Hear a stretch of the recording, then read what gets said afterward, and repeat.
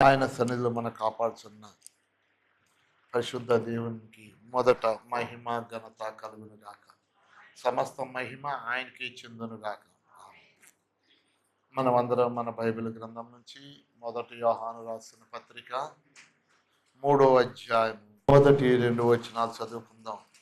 మనము దేవుని పిల్లలమని పిలువబడినట్లు తండ్రి మనకు ఎట్టి ప్రేమను అనుగ్రహించెనో చూడండి. మనము దేవుని పిల్లలమే, ఈ హేతు చేత లోకం వల్ల ఎరుగదు, ఏలైనగా అది ఆయనను కూడా ఎరుగదు. ప్రియులారా, ఇప్పుడు మనము దేవుని పిల్లలమై ఉన్నాము కనుక మనం ఇక ఏమవుదుమో అది ఇంకను ప్రత్యక్షపరచబడలేదు, కానీ ఆయన ప్రత్యక్షమైనప్పుడు ఆయన ఉన్నట్లుగానే ఆయనను చూద్దుము గనుక ఆయనను పోలియుందుమని ఎరుగుదుము. ఆమె చిన్న ప్రార్థన చేసుకుందాం. పరిశుద్ధుడు తండ్రి, కృపగలిగిన రాజా, మహోన్నతుడా, మీకు వందనాలు. మీకు ప్రోమములో జ్ఞాపం చేసుకుని ఎందుకు లేని వారం తండ్రి, మహోన్నతుడా, మీ కటాక్షంతో నమ్మకంలో నింపండి. సమస్త మహిమ ఘనత ప్రభావం మీరు పొందుకోండి. ఇప్పుడు నాతో మాతో మాట్లాడి మమ్మల్ని బలపరచండి. ఓ శక్తివంతుడా, మీకు స్తోత్రం స్తోత్రం స్తోత్రం.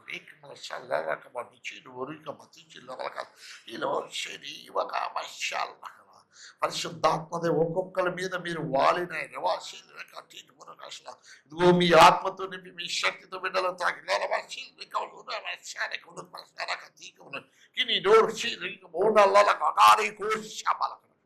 ఒక్కొక్క బిడ్డ మీద మీ ఆత్మను రాలించి మీ ఆత్మీయ వరములతో నింపి నేను భాషలు మీకు విధేయులై జీవించిన బిడ్డల వల్ల వీరందరినీ చేయండి ప్రభావ.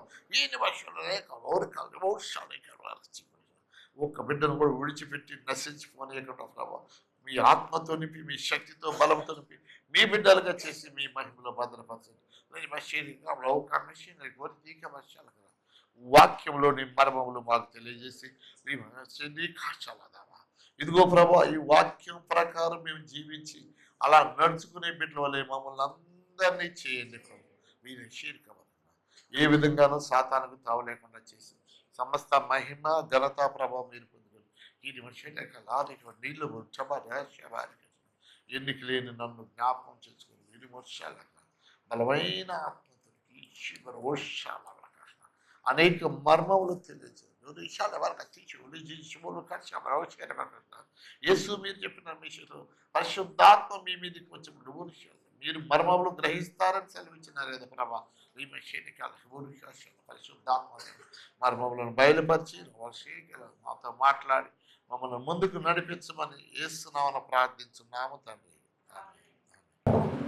ప్రభునందు ప్రియమైన దేవుని బిడ్డలారా, పరిశుద్ధ దేవుని నామాన్ని బట్టి మీ అందరికి వందనాలు. ఇక్కడ రాయబడిన మాట ప్రకారం మనము దేవుని పిల్లలమని పిలువబడినట్లు దేవుడు మనకి ఎట్టి ప్రేమను అనుగ్రహించెను చూడుడి.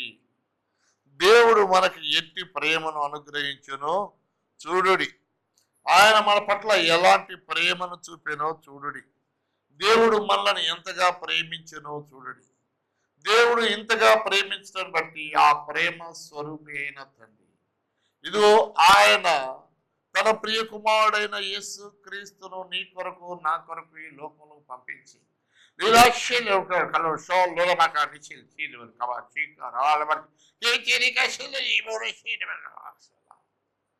ఆయన ప్రియ కుమారుని ఈ లోకంలో పంపితే ఆయన శిలువ మీద ఎంత శ్రమలు పొందినాడు, ఎన్ని విధముగా బాధలు అనుభవించినాడు, శ్రమలన్నీ ఓర్చి నీ కొరకు నా కొరకు ఆయన రక్తమును చిందించి ఆయన ప్రాణమును పెట్టి మనకు విడుదల కలుగు చేసినాడు. మనం గ్రహించవలసినది ఏంటంటే, నిజమే, ఎవరు నా కొరకు తన రక్తమును చిందిస్తారు, ఎవరు నా కొరకు తన ప్రాణమును పెడతారు. ఇంతగా నా కొరకు త్యాగం చేసేవారు ఎవరున్నారండి? ఎప్పుడైనా నీవు ఆలోచించావా? ఇప్పుడు ఆలోచించు. దేవుడు నీతోనే మాట్లాడుతున్నాడు. నిన్ను ప్రేమించిన దేవుడు ఎలాంటి దేవుడు అంటే, ఆయన నీకు ఎలాంటి త్యాగం నీ పట్ల చేసినాడు ఒకసారి జ్ఞాపకం చేసుకో.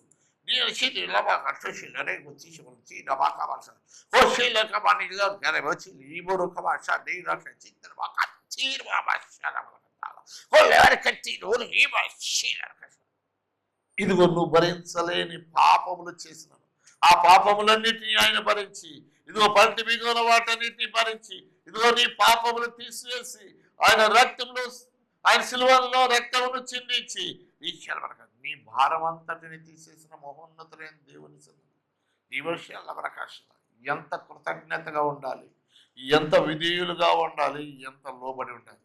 మనం ఈ లోకంలో ఈ దేవుని సన్నిధిలో లోబడటం కంటే ఎక్కువగా ఇదిగో లోకం వైపు లోకంలో ఉన్న వాటిని చూసి లోబడుతున్నాము. కానీ మనము లోబడవలసింది ప్రేమ స్వరూపి అయిన దేవునికి. హల్లెలూయా, హల్లెలూయా.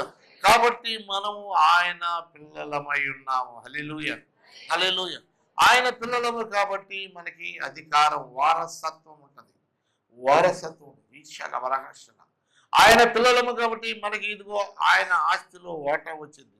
ఇదిగో ఆయన రాజ్యంలో మనకి స్థానం ఉంటుంది. ఆయన కూర్చునే చోటే మనల్ని కూర్చోబెడతాడు. ఈశాలరికి అలా వచ్చింది. మనం గ్రహించాలి. తల్లిదండ్రులు అయినా మనం ఎలా ఉంటామంటే మనం ఎక్కడ ఉంటామో మన పిల్లలు కూడా అదే మంచి చోట్లో వస్తాం. అయితే నిన్ను నన్ను ప్రేమించిన దేవుడు మనలను ఆయన బిడ్డలుగా చేసుకొని మన ప్రతి పాపమును దోషమును కడిగివేసి అపరాధమును కడిగివేసి మనన్న నీచ స్థితిలో నుంచి మనల్ని పైకి లేవనెత్తి, పాపపు ఊబిలో నుంచి మనల్ని పైకి నెత్తి, చెడు స్వభావం నుంచి విడుదల కలుగజేసి, పాపిష్టి మనసు నుంచి విడుదల కలుగజేసి, అబద్ధ బ్రతుకు నుంచి విడుదల కలుగజేసి, మోసకరమైన జీవితం నుంచి విడుదల కలుగజేసి ఆయనకి ఇష్టమైన బిడ్డల వలె ఆయన బిడ్డలుగా నిన్ను నన్ను చేస్తున్నాడు. ఈ లోకంలో మనం నరహంతకులుగాను, ద్రోహులుగాను, దొంగలుగాను, చెడిపోయిన వారముగాను, ఇదిగో పాపములు పడి కొట్టుమిట్టాడుచుండగా మహోన్నతుడైన దేవుడు తన ప్రియకుమారుడైన యేసు క్రీస్తును నీ కొరకు నా కొరకు ఈ లోకంలో పంపించినాడు. ఆయన ఎంత గొప్ప త్యాగం చేశారో చూడండి. ఈ వశీలంగా ఎంత ప్రేమను చూపెట్టారో చూడండి. ఆయన చేసిన త్యాగము, ఆ ప్రేమలో ఈ వ్యక్తి ఎవరు చెయ్యలేరు. చెయ్యజాలనంత ప్రేమ ఆయనకి నీ పట్ల నా పట్ల చూపినాడు. మనం ఒకసారి జ్ఞాపకం చేసుకోవాలి. నిజంగా ఆయన ఇంతగా ప్రేమించడానికి మనము తగిన వారమా? మనం ఆయన బిడ్డలుగానే ఉంటున్నామా? ఆయన సన్నిధిలో ఆయనకు లోబడి జీవిస్తున్నామా? లేకుంటే నామకార్థ జీవితం జీవిస్తున్నామా? ఇదిగో లోకానుసారమైన వ్యర్థమైన జీవితము జీవిస్తున్నామా? పరీక్షించుకోవాలి. ఈ నివాస లేఖ నీ బ్రతుకు ఎలా ఉంది? నీ జీవితం ఎలా ఉంది? నీ నడవడిక ఎలా ఉంది? నీలోంచి జీవజల నదులు వస్తున్నాయా? జీవజల నదులు పారుతున్నాయా? ఇదిగో లేకుంటే నీలో నుంచి ఇదిగో చెడ్డది పారుతుందా? ఏది పారుతుందో నువ్వు ఆలోచించు. ప్రశ్న. నీ హృదయంలో వెలుగుంటే, నీ హృదయం నెమ్మదిగా ఉంటే, నీ హృదయంలో ప్రశాంతత ఉంటే, నీ హృదయంలో వెలుగుంటే, నీ హృదయంలో యేసు క్రీస్తు ఉంటే నీలో నుంచి మంచి క్రియలు బయటికి వస్తాయి. నీలో చెడు ఉంటే, నీలో సాతాను ఉంటే, సాతాన్ని హృదయంలో తిష్టవేస్తే, ఆ చీకటి నీలో ఉంటే నువ్వు నిత్యము నీలోంచి చీకటి మాటలు, చెడు మాటలు మాత్రమే బయటకు వస్తాయి. కానీ వెలుగు నీలో కనపడదు. ఇవన్నీ పైకి చాలా మంచి వాళ్ళు ఉండొచ్చు, లోపలంతా కుతంత్రము, కుళ్ళు, సహించలేని తనము, ఎదుటి వారిని అవమానకరంగా మాట్లాడే మాటలు, ఎదుటి వారిని కించపరిచే మాటలు. ఈ రాష్ట్రాలు ఇది మనం అనుకుంటాం, మనం తెలియగల వాళ్ళంగా మాట్లాడుతున్నాం. ఇవన్నీ యేసుక్రీస్తు వారిని బాధ పెట్టినవి. ఈ శుభాకాంక్షలు. అందుకని మనం ఎదుటి వారిని బాధ పెట్టే మాటలు కాదు మాట్లాడాల్సింది. విషయాలు ప్రేమించే మాటలు మాట్లాడాలి. ప్రేమించే మాటలు మాట్లాడి నీ క్రియలు దేవునికి ఇష్టమైనవిగా ఉండాలి. ఎదుటి వారిని ఎలానో హింసించి రకరకాలుగా మాట్లాడి వాళ్ళని హింసించే మాటలు మాట్లాడడం విమర్శలు. నువ్వు బూతులు మాట్లాడాల్సిన అవసరం లేదు. నువ్వు చెడ్డ మాటలు మాట్లాడడం. ఎదుటి వ్యక్తిని నరహత్య చేసే మాటలు నువ్వు మాట్లాడకూడదు. ఇది వర్షాలు చాలామంది కడుపు నిండా కుళ్ళు ఉంటుంది. అందుకని ఆ కుళ్ళు ఉండటాన్ని బట్టి వాళ్ళకి ఎప్పుడు చూసినా కడుపు పురమే, ఎప్పుడు చూసినా కడుపు పురమే. జాగ్రత్త. ఎలాంటి స్థితిలో మనం ఉన్నాం? మన జీవితంలో దేవునికి విధేయులు ఉన్నాం. మనము ఆయన పిల్లలము అని చెప్తున్నాడు. ఎందుకు? ఆయన మనకి ఎట్టి ప్రేమను అనుగ్రహించనో చూడండి. ఎలాంటి ప్రేమను ఆయన చూపించినాడు, ఎలాంటి ప్రేమ మన పట్ల ఆయన చూపినాడు, అది మనం జ్ఞాపకం చేసుకోవాలి. మనం ఈ లోకంలో ఉన్నాము కదా, మన ఇష్టానుసారంగా జీవించడం కాదు, కానీ దేవుని ప్రేమ ఏంటిదో చూడండి. ఆయన తన ప్రియ కుమారుని నీ కొరకు నా కొరకు ఈ లోకంలో పంపినాడు. హల్లెలూయా.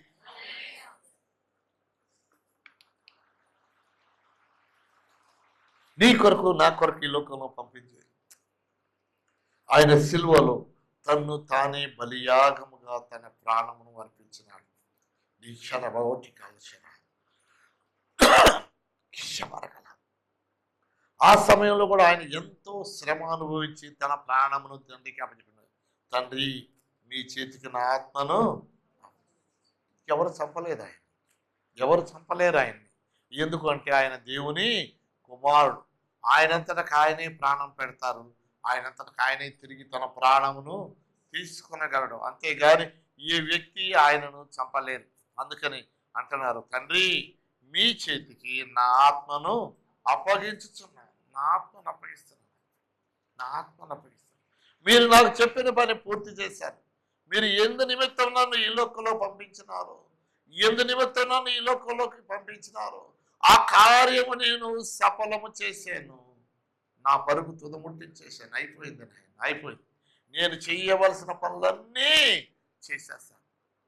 ఇప్పుడు వీరు నీ బిడ్డలు. అందుకని ఈ లోకము ఆయనను ఎరుగదు అని రాసి ఉంటారు. తర్వాత మాట చదవండి అమ్మా. ఈ హేతు చేత లోకం ఎవరిని ఎరగదంటండి? దేవుని బిడ్డలను ఎరగదు. ఏలనగా అది ఆయనను ఎరగలేదు. యేసుక్రీస్తుని లోకం ఎరగదు. యేసుక్రీస్తుని లోకం ఎరిగి ఉంటే యేసుక్రీస్తు వారిని సిలువేసి ఉండేవారు కాదు ఆ దినాల్లో. ప్రభునందు ప్రియులారా, అందుకని యేసుక్రీస్తు వారు యోహాను రాసిన సువార్త 17వ అధ్యాయంలో మాట మాట్లాడతాడు.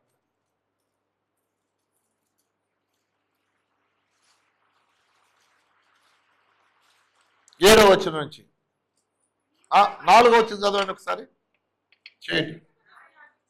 చేయుటకు నీవు నాకు ఇచ్చిన పని నేను సంపూర్ణముగా నెరవేర్చి భూమి మీద నిన్ను హల్లెలూయా హల్లెలూయా భూమి మీద దేవుడు మహిమపరచబడ్డాడు. హల్లెలూయా హల్లెలూయా హల్లెలూయా. ఆ దినాన యేసుక్రీస్తు వారు ఆయన ప్రాణం ఇవ్వటాన్ని చూసిన అక్కడ నుంచిన బంటుడు ఏమంటారండి, రాను వారు చూసి అవో ఈయన నిజముగానే దేవుని కుమారుడు అని పలికినారు. ఈయన నిజముగానే దేవుని కుమారుడు అని చెప్తున్నారు. ప్రభు, మీరు నాకు ఇచ్చిన పని సంపూర్ణం చేశానయ్యా, సంపూర్ణం చేసినానని ఆయన ప్రార్థన చేస్తున్నాడు. ఇప్పుడు ఆయన 5వ వచనం చదువుతాం. తండ్రి లోకం పుట్టక మునుపు నీ యొద్ద నాకు ఏ మహిమ ఉండేనో ఆ మహిమతో నన్ను ఇప్పుడు నీ యొద్ద మహిమపరచు. లోకం పుట్టక మునుపు దేవుని దగ్గర ఎలా ఉండండి? అనుదినము ఆయన దేవుని సంతోషిస్తూ ఉండేవారు. లోకం ఏర్పడక ముందు. ఇప్పుడు ఆకాశము కలుగును గాక అనే మాట పలికినది పలుకు వాక్కు యేసుక్రీస్తు. ఆకాశం పలుకును కాక పలికిన వాక్, ఆ వాక్ తండ్రి యొక్క వాక్కు యేసుక్రీస్తు. ప్రభునందు ప్రియులారా, అందుకని ముందు నాకు ఏ మహిమ ఉందో, నేను ఎలా జీవించానో ఇప్పుడు నాకు మళ్ళా అదే మహిమను అనుగ్రహించు. అక్కడ రాయబడి ఉంటుంది 8వ వచనం ఎక్కడో, ఇదిగో లోకం మిమ్ములు ఎరగదు కనుక నీవు నాకు అనుగ్రహించినవన్నీ నీ వలనే కలిగినని వారు ఇప్పుడు ఎరిగి ఉన్నారు.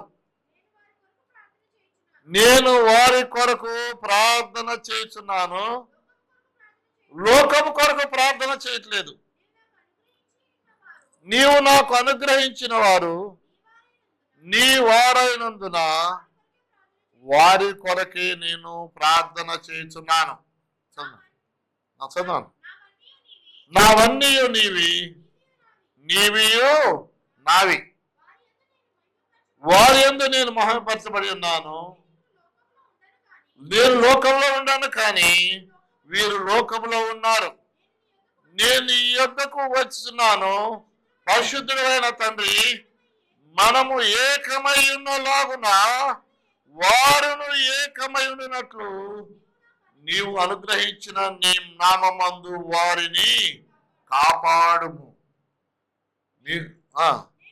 నేను వారి యొద్ద ఉండగా నీవు నాకు ఇచ్చిన వారిని నీ నామమున కాపాడితిని. నేను వారిని భద్రపరిచితిని కనుక లేఖనము నెరవేరున్నట్లు నాశన పుత్రుడు తప్ప మరి వారిలో ఎవడును నశింపలేదు. ఆమె నాశన పుత్రుడు తప్ప ఎవరు నశింపలేదు. అందుకే లోకము నన్ను ద్వేషించింది కాబట్టి ఈ లోకము వీరిని కూడా ద్వేషిస్తుంది కాబట్టి అందుకే ఆయన అంటాడు 16వ అధ్యాయం 39వ వచనం 33వ వచనం, నా యందు మీకు సమాధానం కలిగినట్లు ఈ మాటలు మీతో చెప్పుచున్నాను. ఏం కలిగిద్దంటండి? లోకంలో మనకి శ్రమ కలిగిద్దట. లోకంలో మీకు శ్రమ కలుగును, ఆయనను ధైర్యము తెచ్చుకోండి. ఎందుకు? నేను లోకమును జయించున్నాను. హల్లెలూయా, హల్లెలూయా.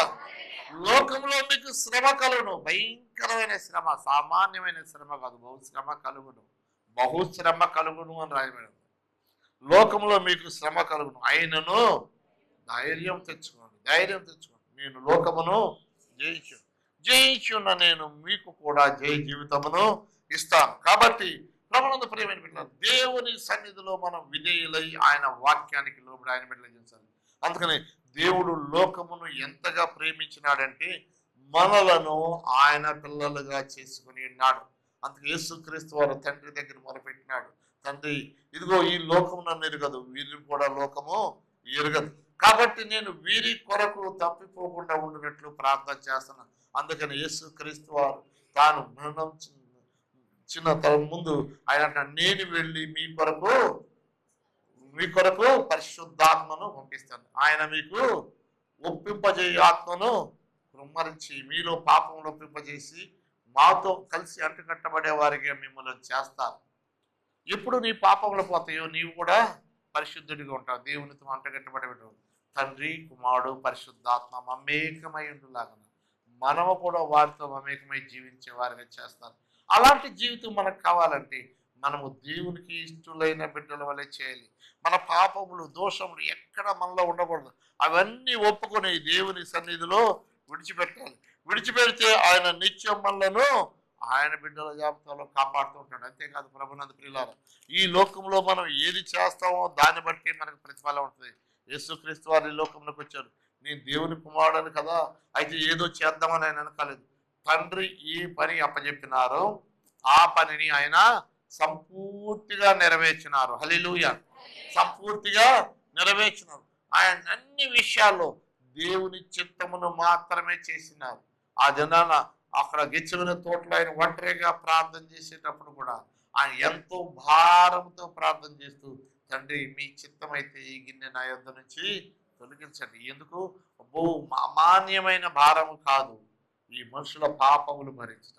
అలాంటి పాప భారమును నేను భరించవలసి వస్తుంది, ఈ పాత్రను మీ చిత్తమైతే నా యొద్ద నుంచి తొలగించమని ఆయన ప్రార్థన. అంటే ఎంత బాధతో ఉన్నారు.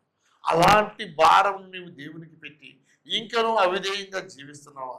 నీ కొరకు ఆయన తన్ను తానే రక్షకుడై ఉండి ఈ లోకమునకు వచ్చి నిన్ను నన్ను రక్షించటం, నీ పాపం నుంచి నా పాపం నుంచి మన పాపం నుంచి మనకు విడుదల కలుగు చేసి మనకు రక్షణ మారు మనసు పశ్చాత్తాపం నుంచి పరిశుద్ధులుగా చేసి మనకున్న చెడు స్వభావం నుంచి విడుదల కలుగజేసి, హత్య చేసే స్వభావం నుంచి విడుదల కలుగజేసి, ఇతరులు హింసించే స్వభావం నుంచి విడుదల కలుగజేసి, ప్రేమ లేని స్వభావం నుంచి విడుదల కలుగజేసి, ప్రేమనిచ్చి క్షమించే మనసులే నిన్ను విడుదల కలుగజేసి క్షమించే మనసునిచ్చి ఆయన వంటి వాడిగా, ఇదిగో స్వారూప్యము ఆయన వంటి మనసు కలిగిన వాడిగా నిన్ను నన్ను చేయటానికి ఆయన సిద్ధంగా ఉన్నాడు.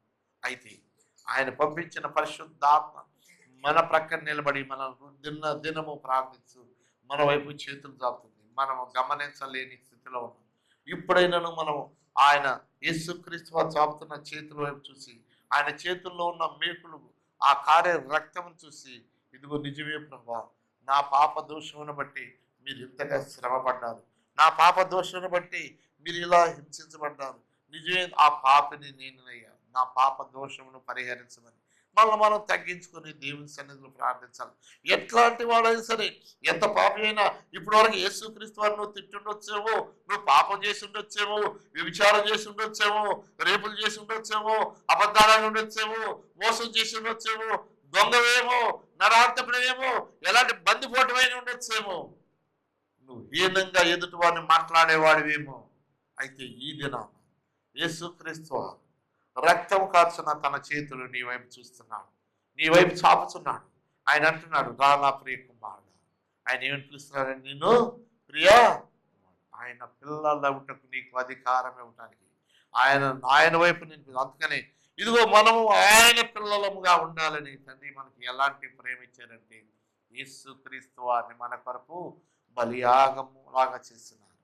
ఆయనే ఈ లోకంలోకి వచ్చారు, తను తానే తన ప్రాణమును పెట్టి 3వ దినమున తిరిగి లేచినారు. ఆయనే తిరిగి లేచినారు. ఆయన ప్రాణమును ఆయన తీసుకుని మరలా తిరిగి లేచినారు. ఎవరు ఇలాంటి వారు లేరండి. ఆయన ఒక్కడే. తన ప్రాణం తీయటం కానీ పెట్టక కానీ ఎవరికి అధికారం లేదు. ఆయన ప్రాణమును ఆయనే పెట్టి ఆయనే తీసుకోగలిగిన దేవుడు యేసుక్రీస్తు. ఆ గొప్ప దేవుని బిడ్డలుగా మనం ఉండాలి.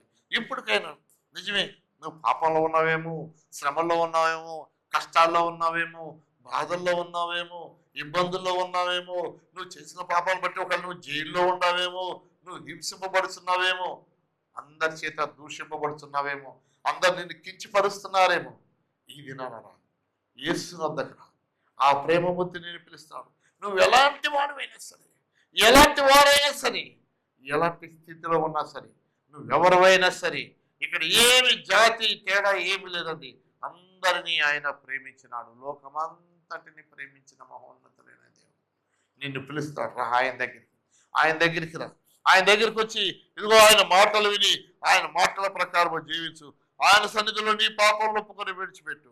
ఆ మహోన్నతులైన దేవుడు ఇదిగో ఈ లోకం నిన్ను ఆశ్రయిస్తాడు. ఈ లోకం నిన్ను ఎరగదు, ఎందుకంటే ఈ లోకం ఆయనను కూడా ఎరగదు. ఆయన ఎట్టి ప్రేమ మనకు అనుగ్రహించిన చూడి మనము దేవుని పిల్లలమే, ఇందులో ఏమాత్రము సందేహము లేదు. మనము దేవుని పిల్లలమే. మన పాపాలు దోషాలన్నీ ఒప్పుకొని విడిచిపెట్టి ఆయన పిల్లలుగానే మనం ఉన్నాము, ఏ సందేహం లేదు. ఈ హేతు చేత లోకములను ఎరగదు, ఏదైనా అది ఆయనను కూడా ఎరగలేదు. యేసుక్రీస్తు వారిని లోకం ఎరగదు. నిన్ను కూడా అనేక మాటలు లోకంలో వాళ్ళు అంటారు, తెలియదు వారికి. కానీ నీలో ఉన్న మంచితనము, నీలో ఉన్న పరిశుద్ధత, నీలో ఉన్న నీతి ఒకనొక దినాన్ని ఎదుటి వారి కన్నులు తెరిపిస్తుంది. ఎదుటి వారు ఈ దినాన్ని నిన్ను దూషించుండొచ్చు, నిన్ను తిట్టుండొచ్చు, బూతు మాట్లాడుండొచ్చు, చెడ్డ మాట్లాడుండొచ్చు, నిన్ను హీనంగా మాట్లాడవచ్చు, అందరి ముందు అవమానకరంగా మాట్లాడవచ్చు, అందరి ముందు నిన్ను హేళన చేసి ఉండొచ్చు. కానీ నిన్ను ప్రేమించిన దేవుడు ఆయన రెక్కల నీడ నిన్ను కాపాడుతున్నాడు. ఆ మహోన్నతిని దేవుని సన్నిధిలో నిన్ను తగ్గించుకుని, నిజమే ప్రభా, నా కొరకు మీరు ఎంత శ్రమపడ్డారు నాయన, ఎంత శ్రమపడ్డారు ప్రభా, ఎన్ని శ్రమలను భరించినారు, ఎన్ని బాధలను భరించినారని నిన్ను నువ్వు తగ్గించుకుని ఆయన సన్నిధిలో ప్రార్థన చేయి. ఆయన నిన్ను నీ పాపం నుంచి విడుదల కలుగజేసి ఆయన బిడ్డగా చేసుకుంటాడు. ప్రియులారా, ఇప్పుడు మనము దేవుని పిల్లలమై ఉన్నాము. మనం ఇక ఏమోదు అది ఇంకను ప్రత్యక్షపరచబడలేదు, కానీ ఆయన ప్రత్యక్షమైనప్పుడు ఆయన ఉన్నట్టుగానే మనం ఆయనను చూస్తాము కనుక ఆయనను పోలిందుమని ఎరుగుదు. ఇప్పుడు మనము దేవుని పిల్లలమే. అయితే యేసుక్రీస్తు వారు వచ్చినప్పుడు మనం ఏంటి అనేది ఇంకా ప్రత్యక్షపరచ ఇంకా తెలియజేయబడాల మనకి. ఆయన వచ్చినప్పుడు కానీ ఒకటి మాత్రం అంటే ఆయన వంటి వారిగా మనము కనబడతాం. హల్లెలూయా, హల్లెలూయా. ఆయన వంటి ఆయనను చూద్దాము కనుక ఆయనను పోలిందుమని, అంటే అప్పుడు ఆయన రాగానే మనకు తెలిసిపోయింది. ఇదో ఈ అమ్మాయిని చూస్తే పలానా వాళ్ళ అమ్మాయి, ఈ అమ్మాయిని చూస్తే పలానా వాళ్ళ అమ్మాయి, ఈ అమ్మాయిని చూస్తే ఈ అబ్బాయిని చూస్తే పలానా వాళ్ళ అమ్మాయి. ఎలా చెప్పగలుగుతావు? వారిని పోలి ఉండుటను బట్టి. హల్లెలూయా, హల్లెలూయా. తర్వాత ఏమవుతుంది? అక్కడ ప్రత్యక్షపరచబడలేదు, కానీ ఆయన అంటున్నాడు ఆయన రాగానే మనం ఎవరిని పోలి ఉంటాం? పలానా వారి పిల్లలు ఎలా ఉంటారు? పలానా వారిలాగానే ఉంటారు కదండి. ఇప్పుడు యేసయ్య బిడ్డలుగా మనం ఆయన సన్నిధిలో కనిపెట్టి ఆయన బిడ్డలుగా మనము జీవించాలని పరిశుద్ధాత్మ దేవుడు కోరుకుంటున్నాం. ఆ గొప్ప జీవితము నీకు నాకు కావాలి. ఈ లోకంలో ఏదో నామకార్థ జీవితం కాదు, కానీ ఏదో దేవుని సన్నిధికి వచ్చాం, ప్రార్థన చేశాం, వెళ్ళిపోయాం, ఉపవాసం ఉన్నాం, ఏదో కనిపెట్టావు. కాదు కాదు ప్రభు, అంతవరకు ఆయన పిల్లలు ఉండాలి. ఆయన ప్రత్యక్షమైనప్పుడు మనము ఆయనను చూతుము. ఆయన ప్రత్యక్షమైనప్పుడు మనం ఆయనను చూసినప్పుడు అనుకున్నా, నేను యేసయ్యలాగా ఉన్నాను. ఇప్పుడు నేను ఎవరు బిడ్డని? యేసయ్య పిల్లలము. అప్పుడు యేసయ్య పిల్లలు, అంతే కదండి, పిల్లలము అని మనం గుర్తెరుగుతాం. అందుకని అలాంటి జీవితం నీకు కావాలంటే పరిశుద్ధమైన జీవితం నీకు కావాలి. ఎలాంటి పాపము నీ హృదయంలో కానీ, నీ తలంపుల్లో కానీ, నీ క్రియల్లో కానీ, నీ నోటి మాటల్లో కానీ ఉండకూడదు. చాలామంది నోటి మాటలు ఊరికే జారిపోతూ ఉంటారు. జాగ్రత్తగా ఉండాలి. నీ హృదయము దేవునికి ఇష్టమైనదిగా ఉండాలి. నీ మాటలు చాలా తక్కువగా ఉండాలి. మనం తక్కువ వారము భూమి మీద, ఆయన పాదపీఠం యొద్ద ఉన్నవారు. మన మాటలు తక్కువగా ఉన్నాయి. మన ప్రార్థన కూడా చాలా జాగ్రత్తగా మాట్లాడుతూ చేయాలి. విస్తారమైన ప్రార్థన చేస్తే వింటాడని అనుకుంటాం కాదు, కానీ క్లుప్తంగా దేవుని సన్నిధిలో నువ్వేం అడుగుతావో ఆయనకు ముందే తెలిసి, అయినను నీవు, ఎందుకంటే అడుగుడు ఇవ్వబడిన అన్నారు కాబట్టి ఆ మాట ప్రకారం. కానీ విస్తారమైన ప్రార్థన చేసి అలా ఎలా పెద్దగా చేయటం దేవుని సన్నిధిలో ఆయన బిడ్డ. ఆయన వచ్చినప్పుడు మనం ఆయనను చూసి మనము ఆయన పిల్లలమై ఆయన పోలి ఉందమని ఎరుగుదము. 3వ వచనం, ఆయన యందు ఈ నిరీక్షణ పెట్టుకొనిన ప్రతి వాడును ఆయన పవిత్రుడైనట్టుగా తన్ను తాను పవిత్రునిగా చేసుకొనును. చాలా ముఖ్యమైన విషయం. ఆయన ఎలా పవిత్రుడిగా ఉన్నాడో మనం కూడా ఎలా ఉండాలి? పవిత్రులుగా ఉండాలంటే ఏం చేయాలా? మన పాపములు, దోషములు ఒప్పుకొని విడిచిపెట్టాలి. చాలామంది ఒప్పుకుంటారు, కన్నిటితో కూడా ఒప్పుకుంటారు. ఇవాళ పాపాలన్నీ ఒప్పుకుంటారు, వారం రోజులు అయ్యాక మళ్ళీ అదే మాటలు మళ్ళీ రిపీట్ చేస్తారు. ఈ రోజు ఒప్పుకుంటారు, ఇక నేను తప్పు చేయను ప్రభా అంటారు, మళ్ళీ తెల్లారేటప్పుడు అనుకోకుండా అదే మాట వచ్చేసి. ఎంత భయంకరమైన స్థితి చూసారు. నువ్వు ఒప్పుకొని విడిచిపెట్టాలి, పవిత్రుడుగా ఉండాలి. ఎందుకంటే ఆయన పవిత్రుడు కాబట్టి మనము కూడా పవిత్రులుగా ఈ లోకంలో జీవించాలి. అపవిత్రత మనలో ఉండకూడదు, చెడు మనలో ఉండకూడదు, పాపపు తలపులు మనలో ఉండకూడదు, పాపపు ఆశలు మనలో ఉండకూడదు, పాపపు క్రియలు మనలో ఉండకూడదు, పాపపు ఊహలు కూడా మనలో ఉండకూడదు. మనము పవిత్రులుగా ఆయన ఉన్నట్టుగానే, ఆయన ఎలా పవిత్రమైన దేవుడు, ఆయన ఎలా పరిశుద్ధుడైన దేవుడు, అలా మనము కూడా ఈ లోకంలో పరిశుద్ధులమైన వారిగా ఆయన సన్నిధిలో ఉండాలని పరిశుద్ధాత్మ దేవుడు కోరుకుంటాడు. అలాంటి గొప్ప భాగ్యం నేను పొందుకోవాలి. ఆ గొప్ప భాగ్యం కొరకు దేవుని సన్నిధిలో కనిపెట్టాలి. ఇలాంటి జీవితం ద్వారా మనము దేవునికి విధేయులమే, ఆయన సన్నిధిలో కనిపెట్టాలి. ఇలా జీవించడాన్ని బట్టి మనం ఈ లోకంలో ఏం చేస్తామో తెలుసండి. యోహాను రాసిన 3వ పత్రిక 2వ వచనం, ప్రియుడా నీ ఆత్మ వర్ధిల్లుచున్న ప్రకారము నీవన్ని విషయంలోనూ వర్ధిల్లుచు సౌఖ్యంగా ఉండవాలని ప్రార్థించుచున్నాను. చూసారండి, నువ్వు అన్ని విషయాలు, ఇప్పుడు దేవుని బిడ్డగా ఉన్నావు, యేసుక్రీస్తును పోలి ఉన్నావు, చూసుకున్నావు. ఆహా, నేను కూడా యేసయ్యలాగే ఉన్నాను కాబట్టి నేను కూడా ఆయన బిడ్డని, ఆయన పవిత్రుడిగా ఉన్నాడు, నేను కూడా నా పాపములు, దోషములు, అపరాధములన్నీ విడిచిపెట్టి నేను కూడా పవిత్రుడిగా ఉన్నాను. ఇప్పుడు ఏమవుతుంది? మన ఆత్మ దినదినము వర్ధిల్లుతూ ఉంటుంది. హల్లెలూయా, హల్లెలూయా. మనం ప్రార్థనలో ఎదుగుతూ వాక్యం చదువుతూ ఉంటే మన ఆత్మ వర్ధిల్లుతుంది. అలా వర్ధిల్ల కంది దేవుడు ఈ లోకంలో కూడా వర్ధిల్ల చేస్తాడు. అలా వర్ధిల్లే మనలను ఈ లోకంలో ఎవరు బైబిల్ ఎక్కువ చదువుకుని ప్రార్థన చేసుకుంటారో వాళ్ళు వర్ధిల్లుతూ ఉంటారు. అందుకని యెహోవా ధర్మశాస్త్రమును దివారాత్రము ధ్యానించచ్చు ధన్యుడు. వాడు ఎలాంటి వాడండి? ఎక్కువ బైబిల్ చదవాలి, కొన్ని గంటలు చదువు, ఎంత సమయం దొరికితే అంత సమయం. బైబిల్ చదువుటాన్ని బట్టి దేవుని సన్నిధిలో దేవుని ఆత్మను పొందుకుంటారు. బైబిల్ చదువుతాన్ని బట్టి వేరే ఏది చేసిన ఉపయోగమో లేదు. ఏం చేయాలా? నీ సమయంలో ఎంత సమయం దొరికితే అంత సమయము బైబిల్ రూమ్లో పెట్టి చదువుతూ ఉండాలి. బైబిల్ చదువుతూనే ఉండాలి. నువ్వు ఎంత బైబిల్ చదువుతావో నీ జీవితము స్థిరపరచబడుతుంది, నీకున్న బలహీనతలు తొలగిపోతాయి, నీకున్న అనారోగ్యం తొలగిపోయింది, నీలో అపవిత్రత నీకు క్లియర్గా కనపడింది. నువ్వు ఒప్పుకొని విడిచిపెడితే నిన్ను దేవుడు పరిశుద్ధుడుగాను పవిత్రుడుగాను మారుస్తాడు. హల్లెలూయా, హల్లెలూయా, హల్లెలూయా. పవిత్రమైన జీవితం నీకు రావాలంటే ఏదో నువ్వు ఊరికి అనుకుంటున్నది మాత్రం మాట్లాడుకుంటే రాదు. నువ్వు గ్రంథమును ధ్యానించాలి, చదవాలి. చదివి ఎక్కడ అర్థం కాకపోతే మోకరించి ప్రార్థన చేసి ప్రభా ఇందులోని మర్మములు తెలియమని దేవుని సన్నిధిలో అడగాలి. నువ్వు అలా ఎక్కువ సమయాన్ని దేవుని సన్నిధిలో గడపాలి. ఈ లోకంలో నువ్వు ఎక్కువ సమయం గడిపితే దేవుని సన్నిధిలో ధన్యకరమైన జీవితం రాదు. మనుషులు ఎందుకు పెదగలేకపోతున్నారంటే ధన్యకరమైన జీవితం లేక. ఆ ధన్యకరమైన జీవితం కాబట్టి దివారాత్రులు యెహోవా ధర్మశాస్త్రం మనము ధ్యానించేవారు ఉండాలి. ఆయన సన్నిధిలో కనిపెట్టి ప్రార్థన చేసేవారు ఉండాలి. ఆయన బిడ్డలుగా జీవించాలి. ఆయన సన్నిధిలో కనిపెట్టి ఉండాలా. ఆయన బిడ్డలుగా మనం జీవించడాన్ని బట్టి దేవుడు మనకు అభివృద్ధి కలుగ చేస్తాడు, అన్ని విషయాల్లో ఆశీర్వదిస్తాడు. ఆయన బిడ్డలుగా జీవించడం ఈ లోకంలో అంతే కదండి, ఇది పరలోకం వరకు. ఇంతే కాదు, ఈ లోకములో కూడా ఆయన నిన్ను అన్ని విషయాలలో వర్ధిల్ల చేస్తాడు, అన్ని విషయాల్లో వర్ధిల్ల చేస్తాడు. అంతగా సంతుష్టి సహితమైన దైవభక్తి. చూడండి, తిమోతి రాసిన పత్రిక 2 తిమోతి అనుకుంటాను.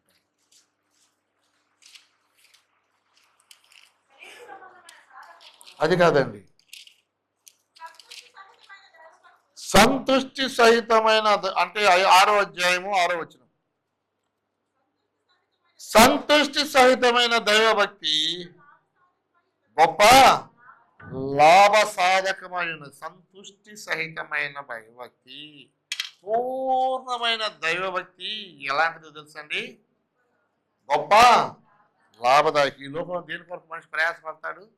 ఏదో గొప్ప లాభం పొందుకుని నేను ఆశీర్వదించబడాలి, నేను దీవించబడాలి, అన్నిట్లో పెరగాలి, అన్నిట్లో అభివృద్ధి పొందాలి అనుకుంటాడు. ఇప్పుడు వచ్చింది నీకు లాభం? సంతుష్టి సహితమైన నీకు తృప్తి కలిగేంత దైవభక్తి ఎప్పుడు వస్తుంది? ఇది నువ్వు దివారాత్రము ఆయన ధర్మశాస్త్రమును ధ్యానిస్తూ, బైబిల్ గ్రంథం చదువుతూ, ప్రార్థన చేస్తూ, ఆయన సన్నిధిలో ఒప్పుకొని పాపాలు విడిచిపెట్టి మళ్ళా తప్పు చేయకుండా అలా ప్రార్థన చేస్తూ అలా దేవుని సన్నిధిలో ఎదుగుతూ ఉంటే ఏమవుతావు అంటండి? నీవు ధన్యుడు అవుతావు. ఈ లోకంలో గొప్ప లాభ సాధకము. హల్లెలూయా. గొప్ప లాభం వస్తుంది నీకు. అన్ని విషయాల్లో ఆయన ఆశీర్వదిస్తాడు. నీ ఆత్మ వర్ధిల్లు, నువ్వు వర్ధిల్లుతావు. అన్ని విషయాల్లో జయ జీవితం అవుతుంది. ఈ గొప్ప భాగ్యం నీకు కలగాలని మనందరూ మోకరించి దేవుని సన్నిధిలో మనం పాపములు దోషంలో ఒప్పుకొని నిత్యము ఆయన వాక్కు ప్రకారం జీవించాలి. పరిశుద్ధాత్మ దేవుడు కోరుకున్నాడు. ఆయన కృప, ఆయన కనికరం మనందరి మీద ఉండును గాక. ఆయన మనందరినీ ఆశీర్వదించును గాక. ఆమేన్. ప్రార్థన చేసుకుందాం.